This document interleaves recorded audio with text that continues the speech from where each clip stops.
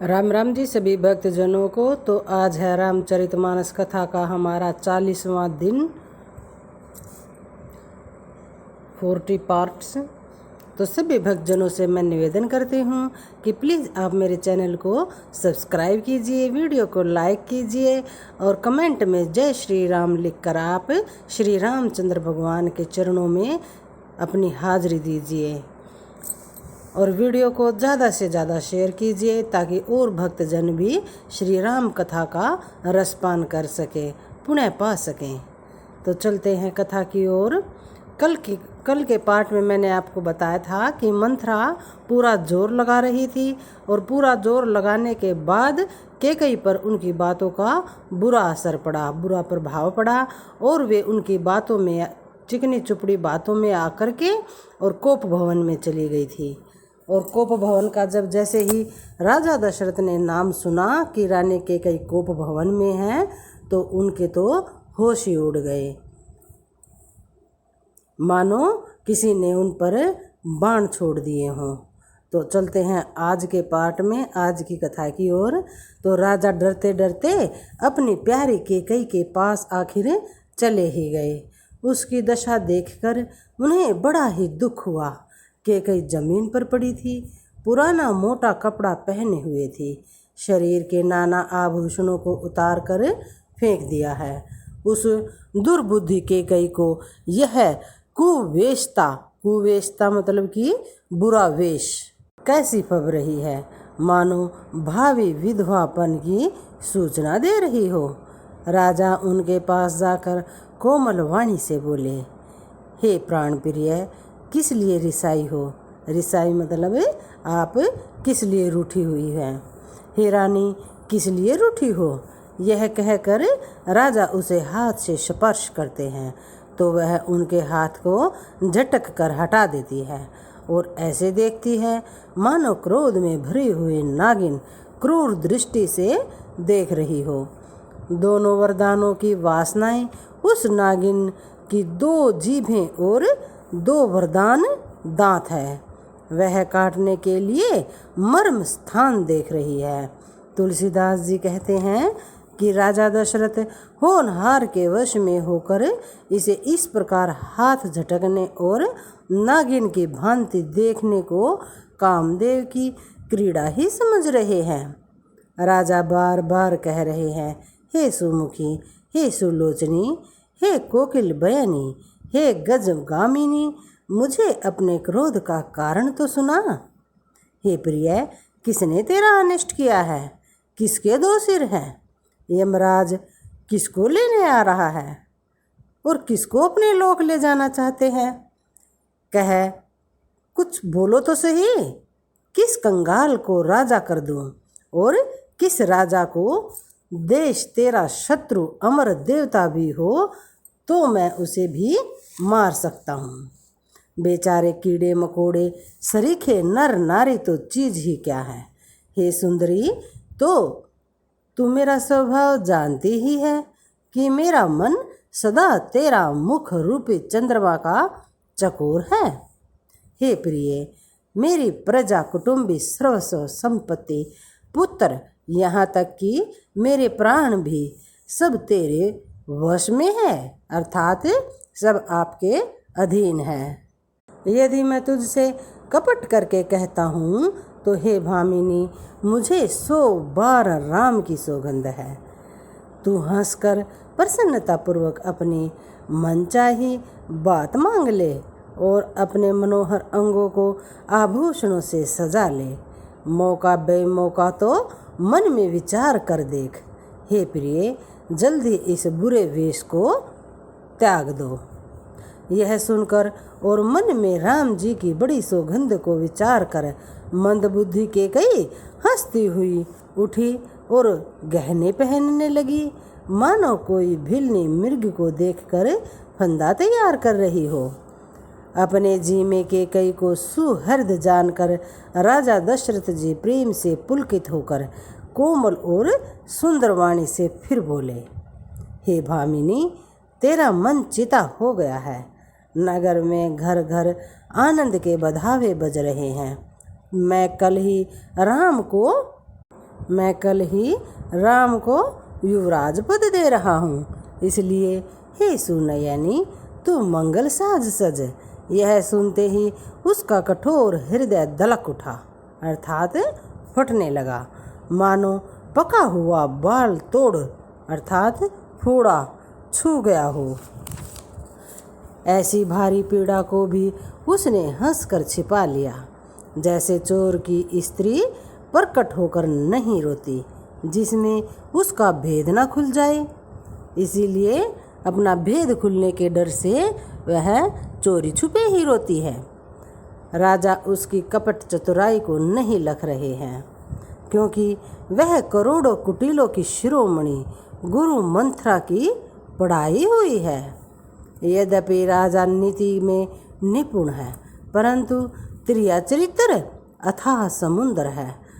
फिर वह कपट युक्त प्रेम बढ़ाकर, ऊपर से प्रेम दिखाकर, नेत्र और मुंह फोड़कर हंसती हुई बोली। मुंह फोड़कर का मतलब है जैसे कि मुंह मोड़ करके, मुंह बना करके जब बात करते हैं हंसती हुई, तो उस तरीके से, उस लहजे से कैकेयी बोली, हे प्रियतम, आप मांग मांग तो कहा करते हैं, पर देते लेते कभी कुछ नहीं है। आपने 2 वरदान देने को कहा था, उनके भी मिलने में संदेह है। राजा ने हंसकर कहा कि अब मैं तुम्हारा मर्म अर्थात मतलब समझ गया। मान करना तुम्हें परम प्रिय है। तुम उन वरों को थाती मतलब कि धरोहर रखकर फिर कभी मांगा ही नहीं, और मेरा भूलने का स्वभाव होने से मुझे भी वह प्रसंग याद ही नहीं रहा। मुझे झूठ मूठ दोष मत दो, चाहे 2 के बदले तुम हे रानी 4 वर मांग लो। रघुकुल में सदा से यह रीति चली आई है कि प्राण भले ही चले जाएं, पर वचन नहीं जाता। असत्य के समान पापों का समूह भी नहीं है। क्या करोड़ों घुंघुचियाँ मिलकर भी कहीं पहाड़ के समान हो सकती हैं? सत्य ही समस्त उत्तम सुकृतों मतलब कि पुण्यों की जड़ है। यह बात वेद पुराणों में प्रसिद्ध है और मनु जी ने यही बात कही है। उस पर मेरे द्वारा श्री राम जी की शपथ करने में आ गई मुँह से निकल पड़ी। श्री रघुनाथ जी मेरे पुण्य और स्नेह की सीमा है। इस प्रकार बात पक्की करा के दुर्बुद्धि के कई हंसकर बोली, मानो उसने कुमत मतलब कि बुरे विचार, अच्छा मत जो ना हो उसे कुमत बोलते हैं। कुमत रूपी दुष्ट पक्षी बाज को छुड़ाने के लिए कि कुल है मतलब आँखों पर की टोपी खोल दी। इस पंक्ति का मतलब ये है शॉर्टकट में कि दुर्बुद्धि के कई हंसकर बोली, मानो उसने बुरे विचार रूपी दुष्ट पक्षी की कुल्हे मतलब कि आंखें खोल दी। दुर्बुद्धि के कई हंसकर बोली, मानो उसने बुरे विचार रूपी दुष्ट पक्षी की आंखें खोल दी। यही मतलब है इस चौपाई का। राजा का मनोरथ सुंदर वन है, सुख सुंदर पक्षियों का समुदाय है, और उस पर भिलने की तरह कैकेयी अपनी वचन रूपी भयंकर बाज छोड़ना चाहती है। वह बोली, हे प्राण प्यारे सुनिए, मेरे मन को भाने वाला एक वर तो दीजिए। भरत को राज तिलक और हे नाथ दूसरा वर भी मैं हाथ जोड़कर मांगती हूँ। मेरा मनोरथ आप पूर्ण कीजिए। तपस्वियों के वेश में विशेष उदासीन भाव से राज्य और कुटुंब आदि की ओर से भले भांति उदासीन होकर विरक्त मुनियों की भांति राम 14 वर्ष तक वन में निवास करे। कैकेयी के कोमल विनय युक्त वचन सुनकर राजा के हृदय में ऐसा दुख हुआ जैसे चंद्रमा की किरणों के स्पर्श से चकवा विकल हो जाता है। राजा सहम गए, उनसे कुछ कहते ही ना बना, अर्थात वे कुछ बोल ही नहीं पा रहे थे, मानो बाज वन में बटेर पर झपटा हो। इस तरह से उन्हें फील हुआ। राजा का रंग बिल्कुल उड़ गया, मानो ताड़ के पेड़ को बिजली ने मार दिया हो। जैसे ताड़ के पेड़ पर बिजली गिरने से वह झुलस कर बदरंगा हो जाता है, वही हाल अब राजा का हुआ। ये शब्द उसके 2 वर्ष सुनने के पश्चात माथे पर हाथ रखकर दोनों नेत्र बंद करके राजा ऐसे सोच करने लगे मानो साक्षात सोच ही शरीर धारण कर सोच कर रहा हो। वे सोचते हैं, हाय मेरा मनोरथ रूपी कल्प वृक्ष फूल चुका था, परंतु फलते समय कैकेयी ने हथिनी की तरह उसे जड़ समेत उखाड़ कर नष्ट कर डाला। किस अवसर पर क्या हो गया? स्त्री का विश्वास करके मैं वैसे ही मारा गया जैसे योग की सिद्धि रूपी फल मिलने के समय योगी को अविद्या नष्ट कर देती है। इस प्रकार राजा मन ही मन झींग रहे हैं। राजा का ऐसा बुरा हाल देखकर दुर्बुद्धि कैकेयी मन में बुरी तरह से क्रोधित हुई और बोली, क्या भरत आपके पुत्र नहीं हैं? क्या मुझे आप दाम देकर खरीद कर लाए हैं? क्या मैं आपकी विवाहिता पत्नी नहीं हूँ, जो मेरा वचन सुनते ही आपको बाण सा लगा? तो आप सोच समझ कर बात क्यों नहीं कहते? उत्तर दीजिए, हाँ कीजिए, नहीं तो ना ही कर दीजिए। आप रघुवंश में सत्य प्रतिज्ञा वाले प्रसिद्ध हैं। आपने ही वर देने को कहा था, अब भले ही ना दीजिए, सत्य को छोड़ दीजिए और जगत में अपयश लीजिए। सत्य की बड़ी सराहना करके वर देने को कहा था आपने, समझा था कि यह चबेना ही मांग लेगी। चबेना मतलब कि कोई चावने वाली वस्तु, जैसे कि चने चबाते हैं, छोटी मोटी वस्तु ही मांग लेगी, ऐसा सोचा था क्या आपने? यही मतलब है यहाँ पर कैकेयी का। राजा शिबी, दधीचि और बलि ने भी जो कुछ कहा, शरीर और धन त्याग कर भी उन्होंने अपने वचन की प्रतिज्ञा को निभाया।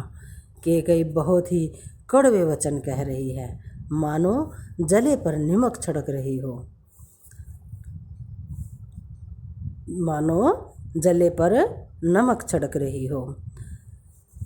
बुरी तरह से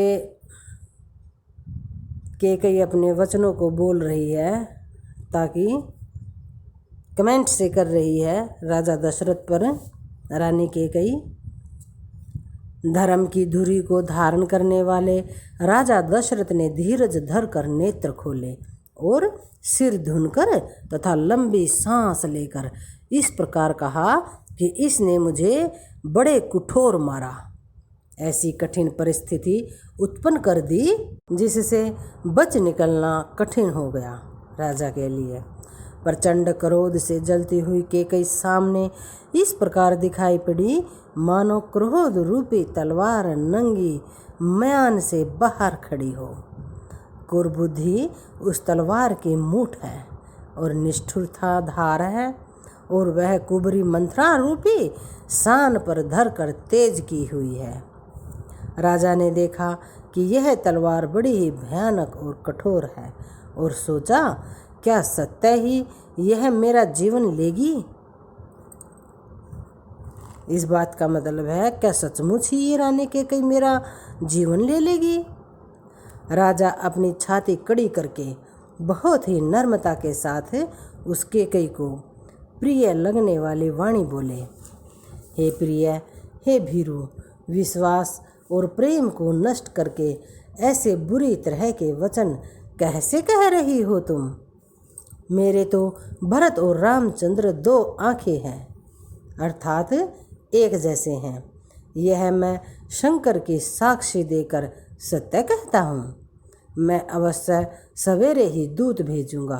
दोनों भाई भरत और शत्रुघ्न सुनते ही तुरंत आ जाएंगे। अच्छा दिन शुभ मुहूर्त सोधवा कर सब तैयारी करके डंका बजाकर मैं भरत को राज्य दे दूंगा। राम को राज्य का लोभ भी नहीं है और भरत पर उनका बड़ा ही प्रेम है। मैं ही अपने मन में बड़े छोटे का विचार करके राजनीति का पालन कर रहा था। बड़े को राज तिलक देने जा रहा था।